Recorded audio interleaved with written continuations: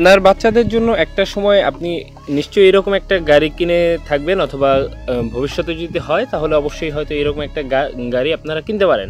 তো এক্ষেত্রে অবশ্যই একটা বিষয় সতর্ক থাকতে হবে, সেটা হচ্ছে আপনার এই বাচ্চারা যখন বড় হবে, বয়স যখন 1 বছর বা 1.5 বছর হবে, তখন কিন্তু আপনার এই যে গাড়িগুলো যখন চলে, ঠিক আছে, এই গাড়িগুলো দেখা যাচ্ছে আপনি সবসময় যদি গাড়ির সাথে থাকেন সেটা একটা বিষয়, বাট একা যদি বাচ্চারা থাকে সেক্ষেত্রে আপনারা ফলো করবেন যে গাড়িগুলো কিন্তু এই যে এরকম হয়ে যায়, ঠিক আছে, ডান বাম হয়ে যায়। সেক্ষেত্রে কিন্তু কখনোই আপনার এই গাড়িগুলোর মধ্যে যে গাড়িগুলো একটু হালকা টাইপের সেই গাড়িগুলো কেনা উচিত নয়।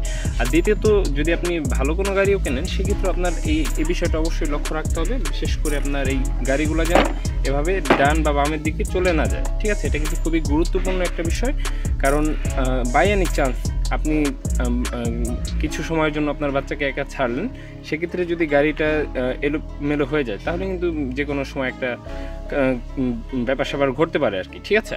তো অবশ্যই আমাদের সবার কিন্তু এই বিষয়টা লক্ষ্য রাখা জরুরি। আপনার কখনোই বাচ্চাদেরকে একা এরকম গাড়িতে ওঠানো উচিত নয়।